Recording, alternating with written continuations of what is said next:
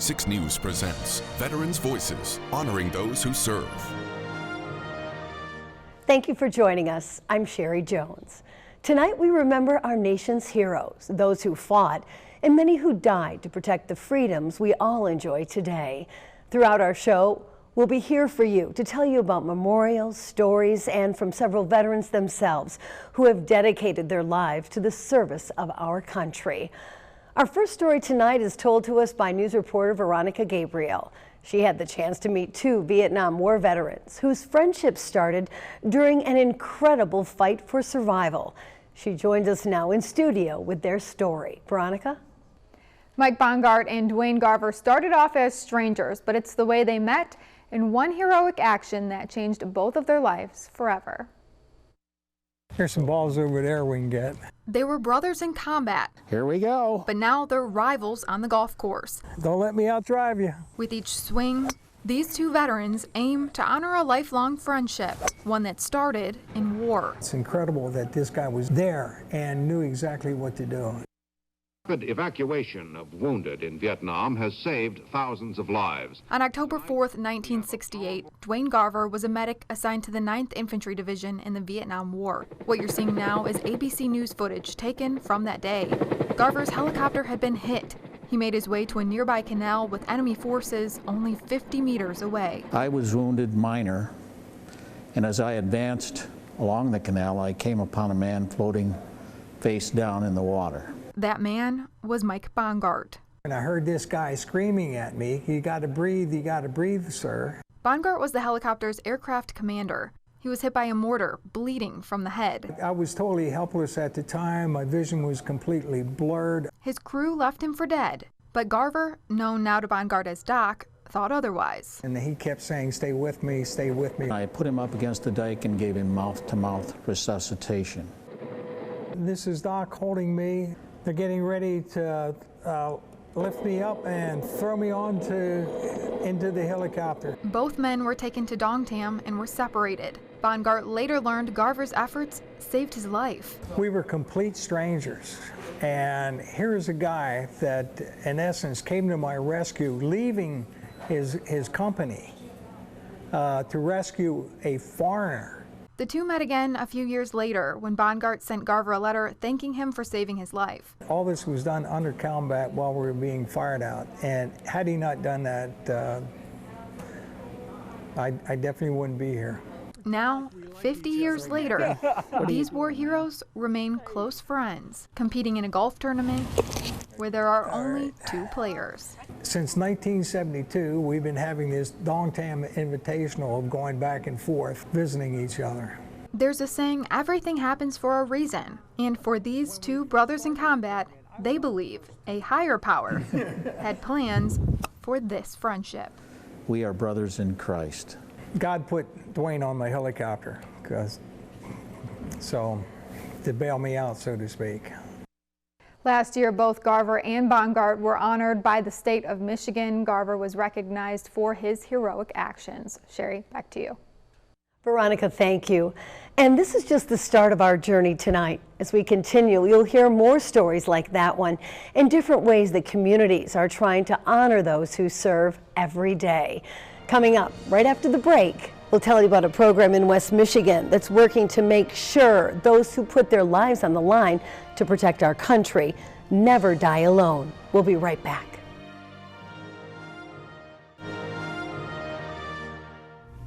Welcome back. We just told you a heroic story about 2 friends, one who was willing to give his life to make sure that another made it home safely.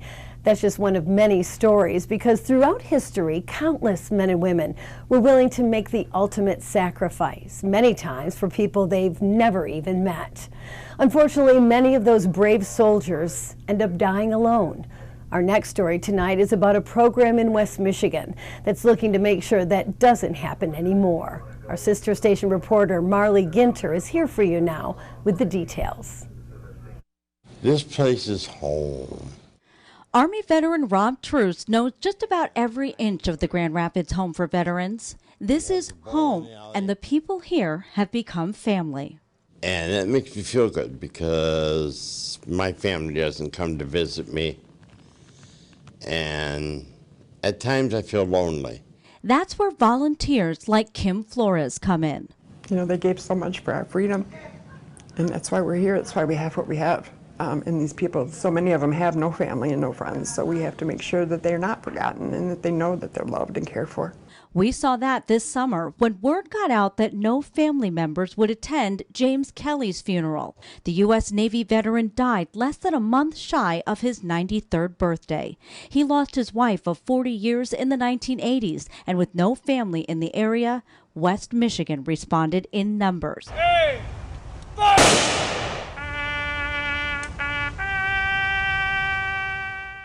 Most complete strangers. Patriot Guard Assistant State Captain Mike Myers was there. He says that kind of showing is a boost to the Patriot Guard. Because it shows that it's not just a brother or sister standing for a brother or sister. The whole community is involved in that honor and respect, coming out and thanking that service member for that service. We have a lot of guys that have no family at all, and we become their family, and we are emotionally attached to them. It's hard because so many people don't care, you know, so many people do forget.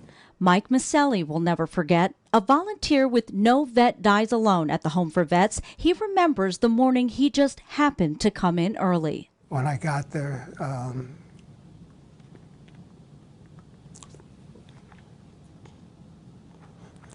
took a hold of the guy's hand, and he passed within 20 minutes after my getting there. And there was nobody in the room. He was by himself. Being brothers and sisters in the service, we have to remember each other in some way. Otherwise, you're gone and you're forgotten. Like I told the chaplain, I don't know what it was. It was kind of like a push. Put down the coffee, get off the couch, go. And it's pretty powerful. No veteran should ever pass and not be honored for the service that they provided to our country. Ever. Can't happen. And West Michigan has proven it won't. Wow, such respect. Well, there is always a need for more volunteers at the Grand Rapids Home for Veterans, and with their No Member Dies Alone group, you can also donate to the Patriot Guard Riders, or you can become a member yourself. If you'd like more information, it can be found on Veteran Voices tab of our website, WLNS.com. Well, coming up next, we continue our journey of honoring those who have served by taking a look at how one organization is working to honor our nation's Dogs in Arms. The details on that program next. Welcome back to Veteran Voices, as 6 News takes time to honor those who fought for our country. We often honor our nation's veterans through holidays, parades, and many other activities. But something that doesn't happen as often is recognizing those who helped them make it back home safely. 6 News reporter Dana White is here for you now with a local look into the life of a war dog. It's a place to honor those who have fallen and serve as a reminder that not all heroes walk on 2 legs.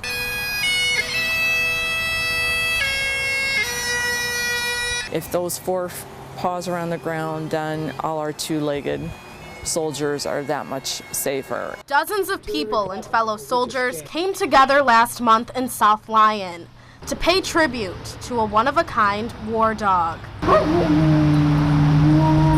Meet Jig. He served in the Marine Corps for 7 years, beginning in 2006, spending time overseas while serving our country. This is a military dog, Marine Corps, served in Afghanistan. All indication he was in special ops. He did his job, he brought everybody home safe. Jig retired in 2013 after being diagnosed with oral melanoma, a common cancer among dogs. That's when Tracy Spader and her husband adopted him. He was such a sweet, sweet boy. Had a soul, such a sweet soul. Jig passed away in September of this year. In an effort to honor dogs like him, Phil Whiteloff started the Michigan War Dog Memorial. How the dog saved the squad's life. That inspired me, and I said, let's do something with this. I got together with my military buddies and canine supporters. We formed details. We came in and started cleaning up a grid at a time.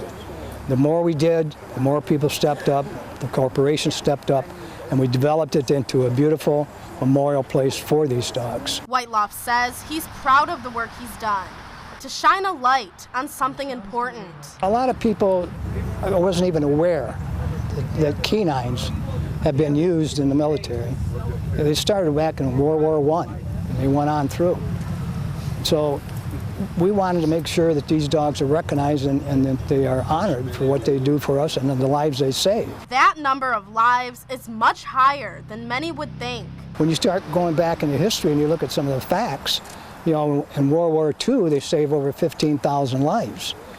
In Korea, 3,000 lives. In Vietnam, 10,000 lives. That's 28,000 people that would not have come home if it wasn't for a dog. It's something that makes Tracy proud of Jig. But he fought all his battles with such grace and dignity. Matter of fact, he won the 2018 American Humane Canine Medal of Courage Award, not for his service, but for the grace and dignity that he showed while battling all his cancer. And Whiteloff plans to continue recognizing these heroes for years to come. They need to be recognized and they need to be honored. And that's why we do it here today. Today and every day. Here for you in South Lyon, Dana White, 6 News. Thank you, Dana. What a wonderful tribute. And if you'd like more information about the Michigan War Dog Memorial, you can head to our website, WLNS.com. We've posted it for you in the Veteran Voices tab under 6 News. Well, still ahead tonight, we continue our look at Michigan memorials with a look at a new one right here in mid-Michigan, honoring some of Michigan's fallen. That story when we return. Welcome back. We just told you how Michigan Memorial honors our four-legged friends who served. Now we're going to take you to Jackson, Michigan, where a memorial unveiled last month aims to honor more than 300 soldiers who never made it home from the Vietnam War. We're going to send it now to our 6 News Jackson Bureau reporter Luke Snyder, who is there for this very special ceremony. Sherry, the landscape here in Jackson is forever changed, and it's all to honor the men and women who gave their lives defending our country. Members of the local Vietnam Center 109 unveiled a brand new memorial to honor the 312 heroes that never made it home. Bob Wilkinson served his country with a tour in Vietnam in 1970, and he says looking at the memorial brings out all sorts of emotions. Sad for me, but then I feel happy that we did it. You know, I lost people that I knew in Vietnam. It was really instrumental, I guess, for us to do this. Like I said, it didn't start out to be this big, but it certainly has come about, and I think it will be a great asset to this city and probably this neighborhood. Coming home from Vietnam, many veterans were not given the welcome they deserved. And for the first time, many were given their pins, followed by the words, "Welcome home, brother." Words that mean so much to so many veterans. That is kind of a personal relationship phrase because we weren't officially welcomed home at that time. And so that is to acknowledge the fact that you are now home. Wilkinson hopes that those driving by remember the sacrifice that was made. I want people to stop and look and feel what their family maybe went through, what their friends maybe went through, what people are going through now. You know, the active duty people, what they're going through and where they're going to fight. And I want them to come here and feel relaxed and feel the same way we do, which is that warm feeling inside. Gibbs has a message for all Americans. I guess my message to people would be is to realize that this country has people that serve and people that do not serve, but that's not a dividing point. That we are all one country and we're accomplishing the goals of reaching freedom around the world together. Here for you in Jackson, Luke Snyder, 6 News. What a beautiful tribute. Thank you for that, Luke. Coming up next on Veterans Voices, Honoring Those Who Serve, we'll introduce you to a Michigan hero who recently received the ultimate honor for his bravery in battle. Stay with us.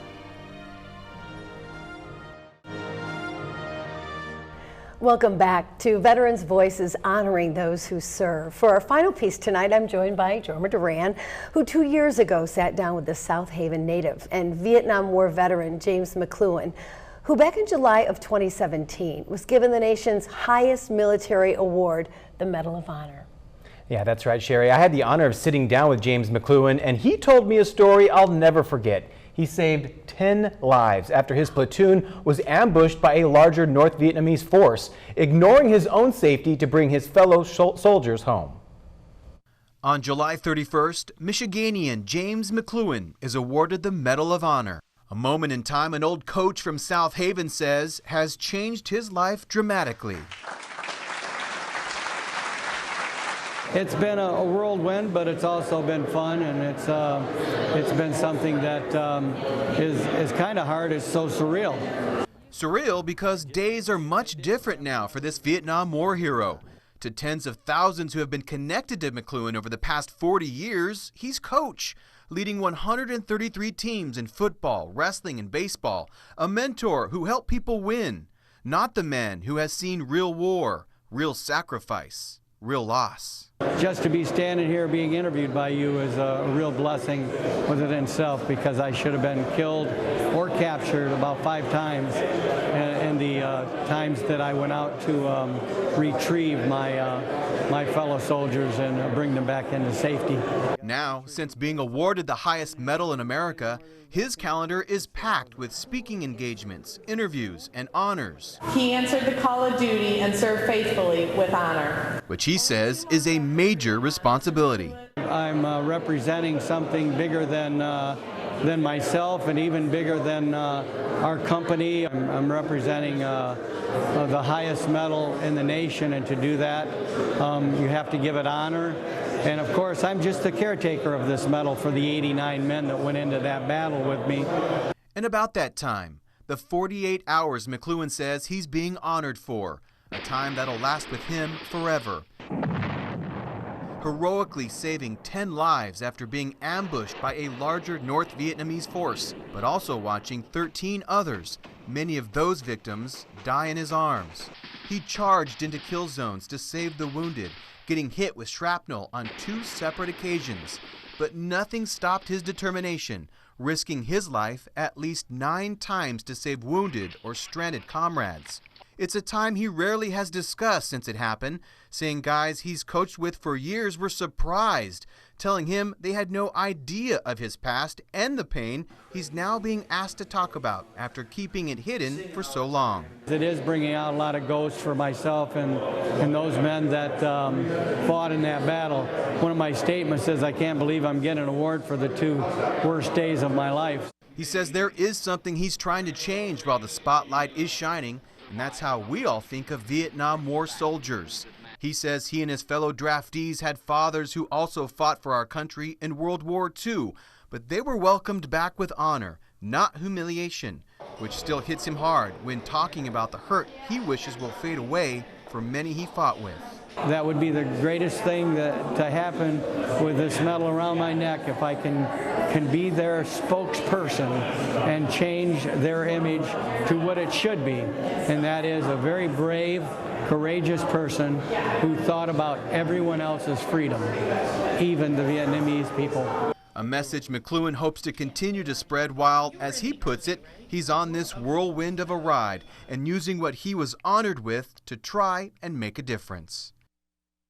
Wow. Yeah, McCloughan was one of Michigan's most recent honorees of the Medal of Honor and the first in the country to receive it from President Donald Trump. So humble. Yeah. Truly amazing Very story. humble man. Very honored to be around him. All right. Thank you, Jorma. Well, that concludes our tribute to America's heroes. Tonight we heard stories from those who have fought, those who continue to fight, and those who dedicate their lives to making sure that we remember those who made the ultimate sacrifice. We hope you take these stories with you and tell others to continue their legacy. Thank you for joining us.